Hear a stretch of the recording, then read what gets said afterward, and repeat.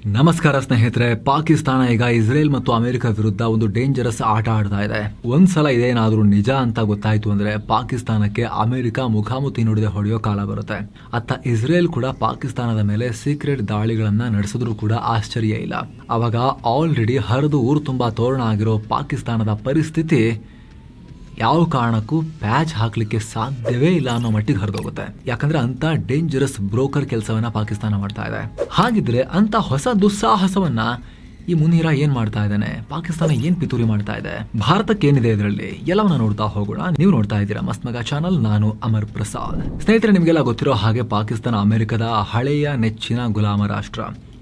ಆದರೆ ಈಗ ಪಾಕಿಸ್ತಾನ ಅಮೆರಿಕ ಮತ್ತು ಇರಾನ್ ನಡುವೆ ನಾನೇ ದೊಡ್ಡ ಮೀಡಿಯೇಟರ್, ನಾನೇ ಜಗತ್ತಿನ ದೊಡ್ಡ ಶಾಂತಿ ದೂತ ಅನ್ನೋ ರೇಂಜ್ಗೆ ಓಡಾಡ್ತಾ ಇದೆ. ಆದರೆ ಈಗ ಬರ್ತಿರೋ ಮಾಹಿತಿ ಏನು ಅಂದ್ರೆ, ಈ ಬ್ರೋಕರ್ ಕೆಲಸದ ಅಡಿಯಲ್ಲೇ ಪಾಕಿಸ್ತಾನ ಟ್ರಂಪ್ ಬೆನ್ನಿಗೆ ಚೂರಿ ಹಾಕೋಕೆ ಪ್ಲಾನ್ ಮಾಡಿದೆ. ಹೇಗೆ ಗೊತ್ತಾ, ಪಾಕಿಸ್ತಾನ ಇರಾನ್ಗೆ ಮಿಸೈಲ್ ತಲುಪಿಸೋಕೆ ಹೆಲ್ಪ್ ಮಾಡ್ತಾ ಇದೆ ಅನ್ನೋ ಸ್ಫೋಟಕ ರಿಪೋರ್ಟ್ಸ್ ಬರ್ತಾ ಇದಾವೆ. ಪಾಕಿಸ್ತಾನದ ಮಿಸೈಲ್ ಅಲ್ಲ, ಅದನ್ನ ತಗೊಂಡು ಇರಾನ್ ಅವ್ರು ಏನ್ ಮಾಡ್ತಾರೆ ಆ ಪ್ರಶ್ನೆ ನಿಮಗೆ ಮೂಡುತ್ತೆ. ಇಲ್ಲಿ ಹೋಗ್ತಿರೋದು ಚೈನಾ ಮಿಸೈಲ್ಗಳು.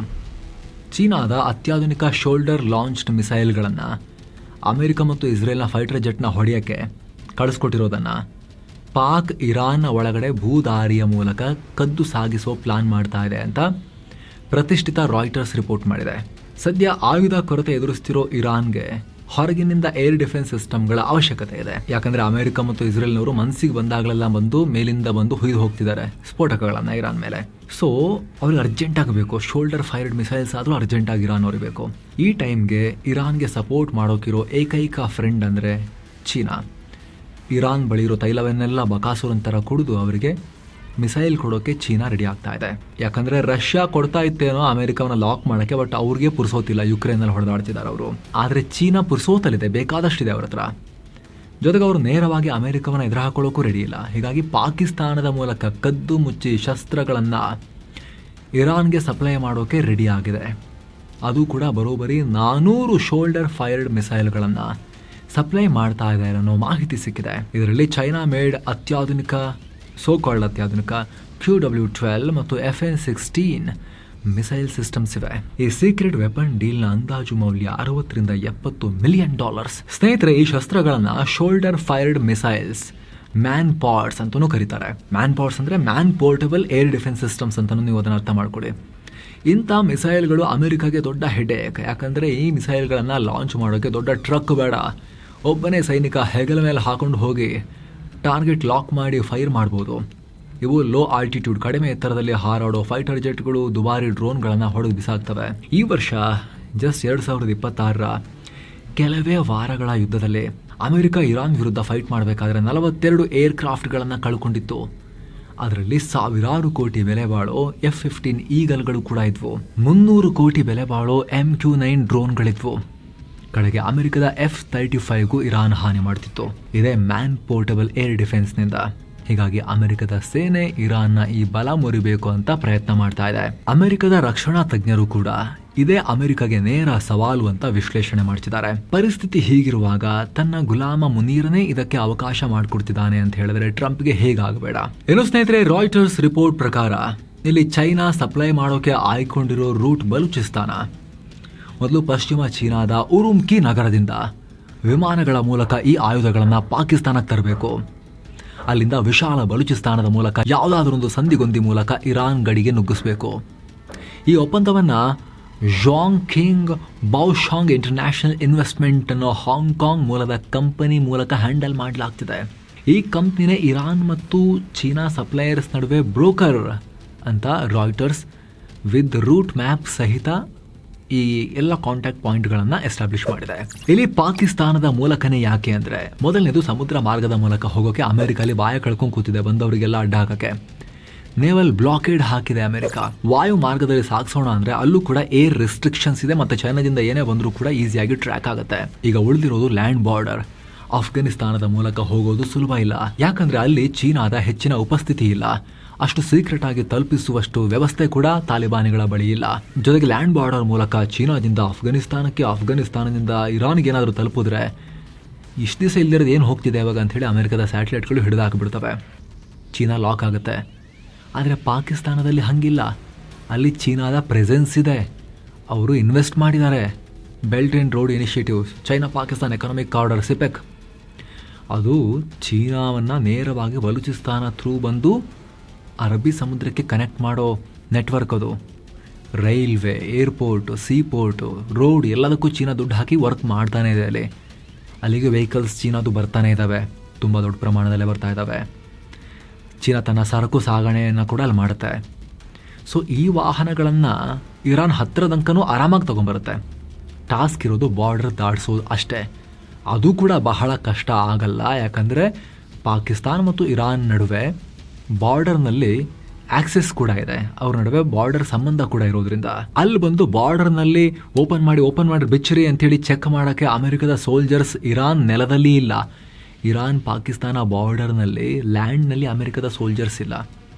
ಒಂದು ವೇಳೆ ಮೇಲಿಂದ ಫೋಟೋ ಎಲ್ಲ ಹೊಡೆದು ಏನದು ಅಂತ ಕೇಳಿದ್ರೆ ಸರಕು ಮಾನವೀಯ ನೆರವು ಅಂತ ಪಾಕಿಸ್ತಾನ ಹೇಳ್ಬೋದು. ಬೇಕಾದರೆ ಇರಾನ್ನ ಮರು ನಿರ್ಮಾಣಕ್ಕೆ ಒಂಚೂರು ನಾವು ಸಿಮೆಂಟ್, ಇಟ್ಟಿಗೆ, ಮರಳು, ಚೂರು ಕತ್ತೆಗಳನ್ನೆಲ್ಲ ಕಳಿಸ್ಕೊಟ್ಟಿದ್ದೀವಿ ಅಂತ ಪಾಕಿಸ್ತಾನ ಹೇಳ್ಬೋದು. ಬೇಕಾದರೆ ತೀರಾ ಶಸ್ತ್ರಾಸ್ತ್ರವೇ ಸಿಕ್ಕಬಿತ್ತು ಅಂತ ಹೇಳಿದ್ರು ಕೂಡ ನಮ್ದಲ್ಲ, ಯಾವುದೋ ಬಂಡುಕೋರು ಇರ್ಬೋದು ಅಂತ ಹೇಳ್ಬೋದು ಅವರು.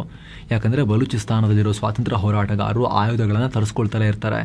ಆ ಬಲೂಚಿಗಳು ನಿಮಗೆ ಅಫ್ಘಾನಿಸ್ತಾನ್, ಪಾಕಿಸ್ತಾನ್, ಆಮೇಲೆ ನಿಮಗೆ ಇರಾನ್ ಎಲ್ಲ ಕಡೆ ಹರಡಿರೋ ಜನಾಂಗ. ಅದು ಇರಾನ್ನಿಂದ ಕಳ್ಳ ತೈಲ, ಎಸ್ ಸ್ನೇಹಿತರೆ, ಬರೀ ಆಯುಧಕ್ಕೆ ಮಾತ್ರ ಸೀಮಿತ ಆಗಿಲ್ಲ.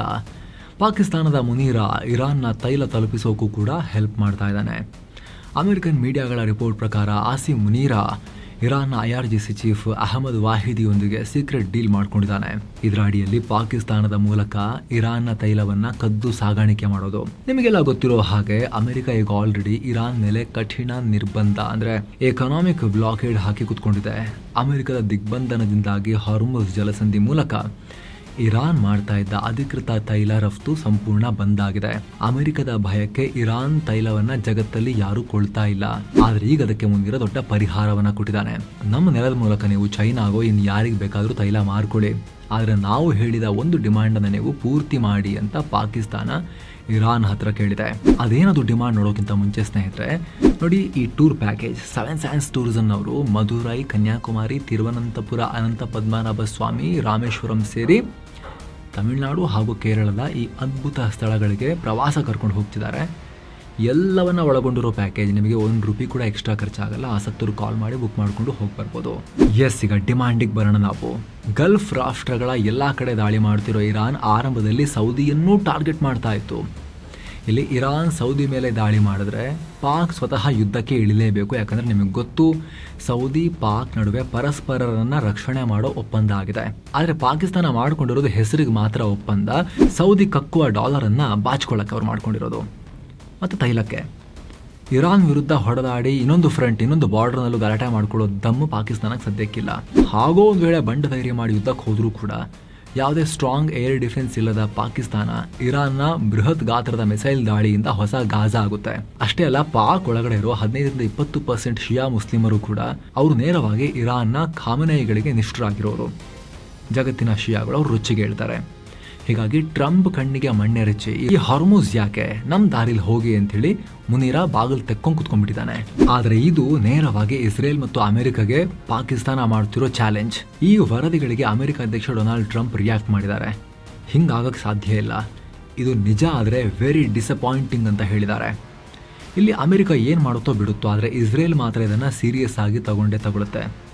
ಯಾಕಂದರೆ ಇಸ್ರೇಲ್ಗೆ ಇರಾನ್ನ ಆರ್ಥಿಕತೆ ನಾಶ ಮಾಡೋ ಪ್ಲಾನ್ ಇದೆ. ತೈಲ ಮಾರಿದ ಹಣವನ್ನು ಮಿಸೈಲ್ಗೆ ಹಾಕ್ತಾರೆ, ಆಮೇಲೆ ನಮಗೆ ಅದರಲ್ಲಿ ಹೊಡಿತಾರೆ. ನಮ್ಮ ಸುತ್ತ ಇರೋ ಇರಾನ್ನ ಪ್ರಾಕ್ಸಿಗಳಿಗೂ ಕೊಡ್ತಾರೆ, ಹಿಜ್ಬುಲ್ಲಾಗಳಿಗೆ, ಹಮಸ್ಗೆಲ್ಲ ಕೊಡ್ತಾರೆ, ಹುತಿಗಳಿಗೆ ಕೊಡ್ತಾರೆ. ಸೊ ನಾವು ತೈಲ ಬಾವಿಗಳನ್ನು ಹೊಡೆದೇ ಹಾಕಿಬಿಡೋಣ ಅಂತೇಳಿ ಇಸ್ರೇಲ್ ಕುಣಿತಾ ಇದೆ ಟ್ರಂಪ್ ಸುತ್ತ. ಟ್ರಂಪ್ ಇನ್ನೂ ಓಕೆ ಮಾಡಿಲ್ಲ ಅಷ್ಟೇ. ಪರಿಸ್ಥಿತಿ ಹೀಗಿರುವಾಗ ಇರಾನ್ನ ಜೇಬಿಗೆ ಪಾಕಿಸ್ತಾನ ದುಡ್ಡು ತುಂಬೋಕೆ ಹೆಲ್ಪ್ ಮಾಡ್ತಿದೆ ಅಂತ ಹೇಳಿ ಗೊತ್ತಾದರೆ ಸುಮ್ಮನಿರುತ್ತಾ? ಹೀಗಾಗಿ ರಕ್ಷಣಾ ತಜ್ಞರು ಈ ಸಲ ಇಸ್ರೇಲ್ ಬಲೂಚಿಸ್ತಾನವನ್ನು ಟಾರ್ಗೆಟ್ ಮಾಡಬಹುದು ಅಂತ ಹೇಳ್ತಾ ಇದ್ದಾರೆ.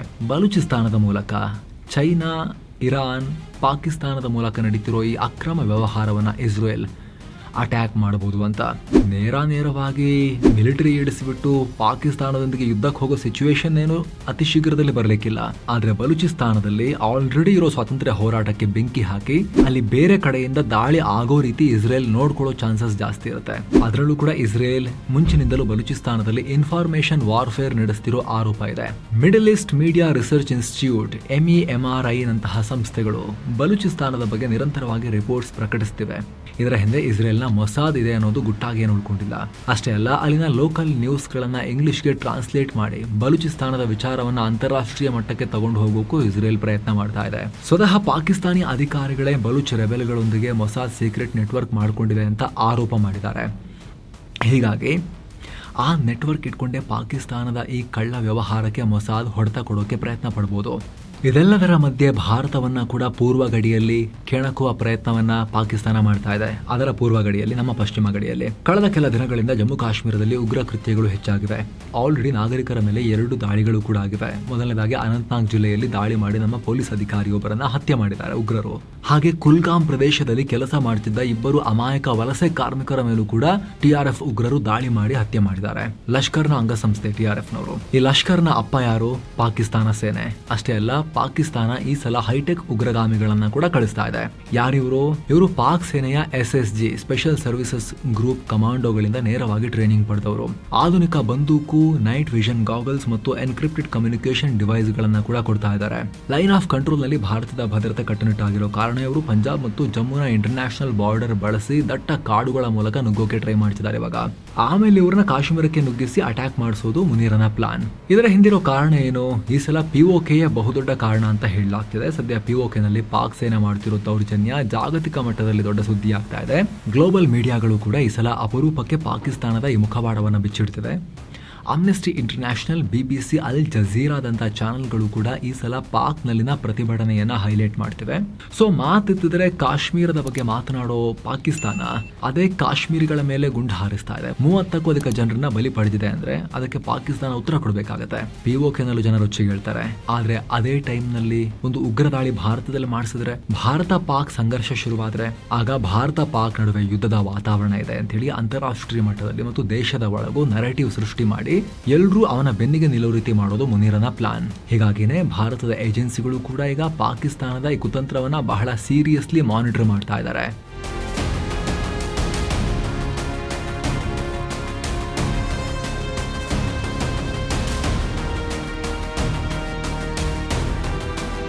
ಸೊ ಫ್ರೆಂಡ್ಸ್, ಇದಾಗಿತ್ತು ಪಾಕಿಸ್ತಾನದ ಹೊಸ ಡ್ರಾಮಾ ಏನು ಅನ್ನೋದನ್ನ ನಿಮಗೆ ಬಿಡಿಸಿ ಹೇಳೋ ಪ್ರಯತ್ನ. ನಮ್ಮ ಎಫರ್ಟ್ ನಿಮಗೆ ಇಷ್ಟ ಆಗ್ತಾ ಇದ್ರೆ ಆಸಕ್ತ ವೀಕ್ಷಕರು ವಿಡಿಯೋ ಕೆಳಗಿರೋ ಜಾಯಿನ್ ಬಟನ್ ಮೂಲಕ ನಮ್ಮ ಚಾನಲ್ಗೆ ಜಾಯಿನ್ ಆಗ್ಬೋದು, ಮೆಂಬರ್ಸ್ ಆಗಿ. ಅವಾಗ ಸ್ನೇಹಿತರೆ, ನಮ್ಮ ರೆಗ್ಯುಲರ್ ವಿಡಿಯೋಸ್ ಮಾತ್ರ ಅಲ್ಲ, ಮೆಂಬರ್ ಓನ್ಲಿ ಆಗಿ ಮೆಂಬರ್ಗಳಿಗೆ ಮಾತ್ರ ನಾವು ಪಬ್ಲಿಷ್ ಮಾಡ್ತಿರೋ ಸ್ಪೆಷಲ್ ರಿಪೋರ್ಟ್ಸ್ ಅನ್ನ ಕೂಡ, ಆ ವಿಶೇಷ ಬೆನಿಫಿಟ್ಸ್ ಅನ್ನ ಕೂಡ ನೀವು ಕೂಡ ಪಡೆಯೋಕೆ ಶುರು ಮಾಡಬಹುದು. ಆಸಕ್ತ ವೀಕ್ಷಕರು ಮೊದಲಿಗೆ ನಮ್ಮ ಮೆಂಬರ್ಶಿಪ್ ಟ್ಯಾಬ್ಗೆ ಹೋಗಿ ನಮ್ಮ ಚಾನಲ್ ಅಲ್ಲಿ ಯಾವುದೆಲ್ಲ ಮೆಂಬರ್ ಓನ್ಲಿ ವಿಡಿಯೋಸ್ ಪಬ್ಲಿಷ್ ಮಾಡ್ತಾ ಇದೀವಿ ಅಂತೇಳಿ ಚೆಕ್ ಮಾಡಿ ನೋಡ್ಬೋದು.